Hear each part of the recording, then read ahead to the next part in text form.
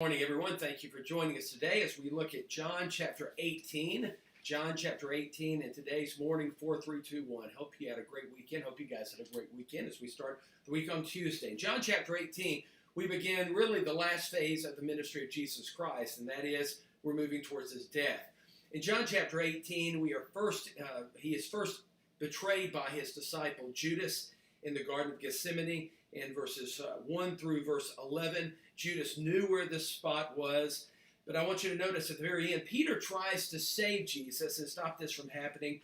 He cuts off the ear of the high priest's servant.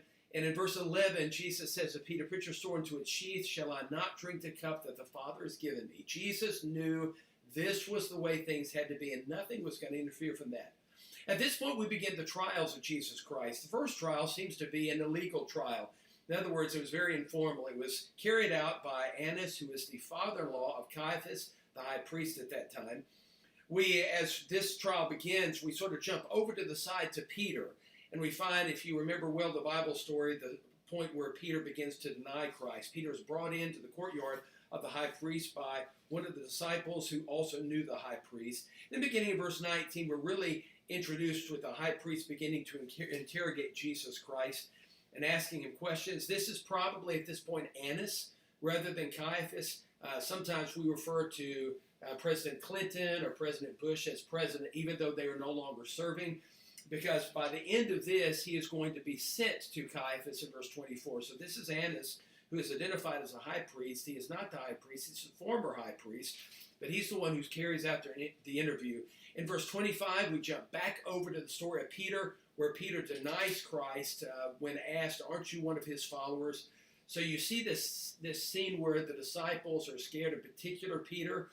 But in verse 27, when Peter denied it, and once the rooster crowed, Jesus had told Peter that he would deny Christ. Then as we look at verses 28 through 32, Peter goes before Pilate.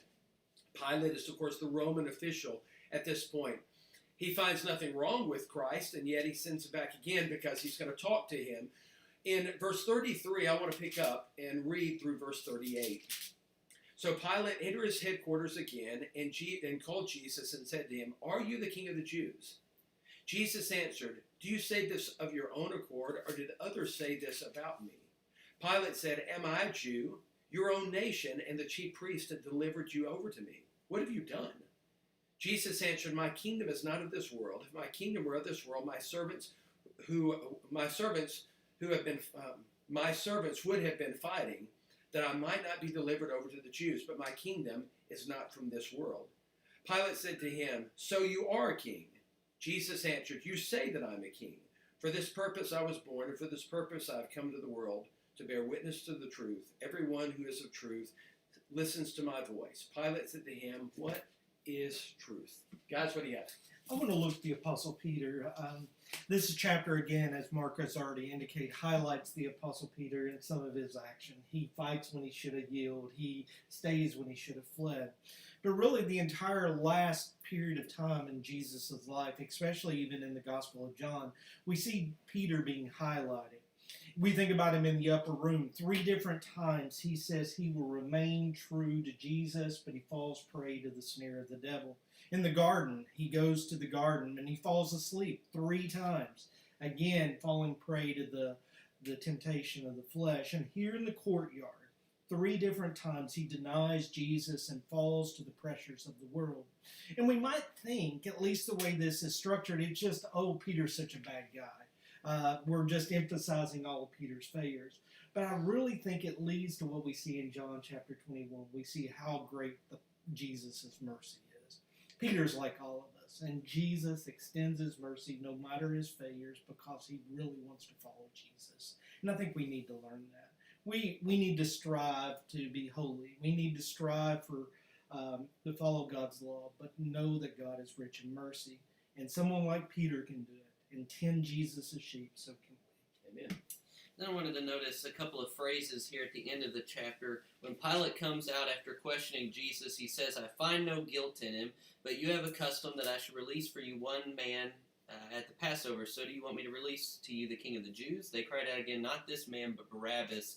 And that last phrase, "Now Barabbas was a robber." So we have this phrase about Jesus, "I find no guilt in him." We have this phrase about Barabbas, "Barabbas was a robber."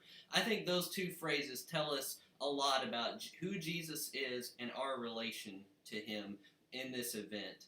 Jesus was a sinless Son of God, and yet he died. Barabbas, he was a robber. He deserved his punishment. And yet we see that he goes free because of Jesus' sacrifice. The same happens for us. We deserve our punishment, but Jesus, through his sinless sacrifice, allows us to walk free. Amen. Two very good points. Good point. Yours made it in my Bible. So thanks a lot for joining us today. I hope you have a great day. Join us again tomorrow as we get into chapter 19.